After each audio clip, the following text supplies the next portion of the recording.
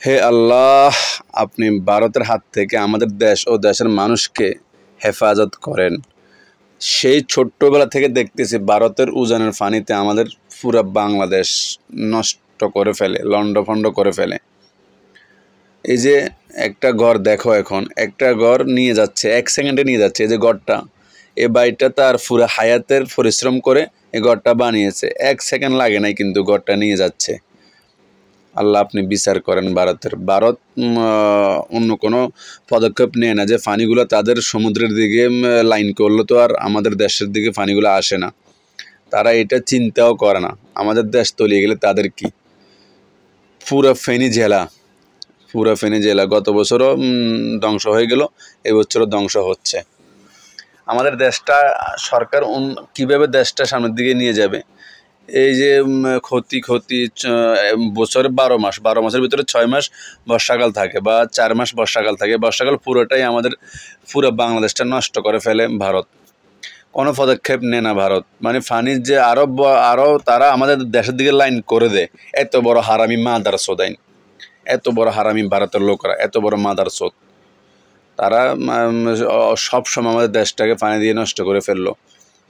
আল্লাহ পাক তাদের বিচার করেন, অবশ্যই করবেন। আল্লাহ পাক ন্যায় বিচারক, তিনি ছাড় দেন, ছেড়ে দেন না। এত জুলুম ঠিক না।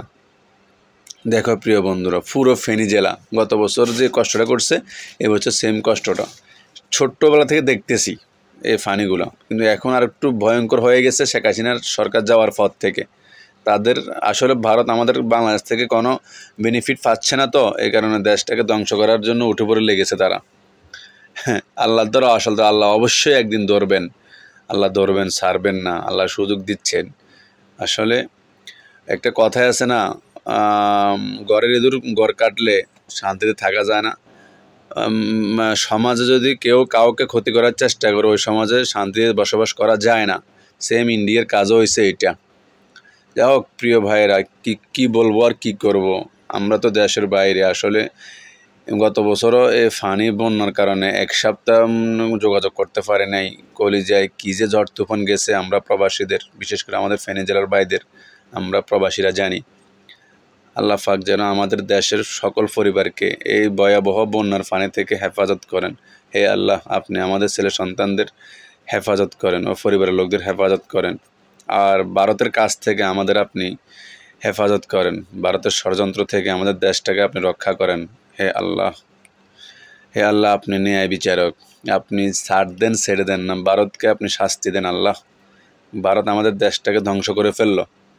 মিসাইল মারতে হবে না, পানি দিয়ে আমাদের দেশটাকে ধ্বংস করে ফেলতেছে।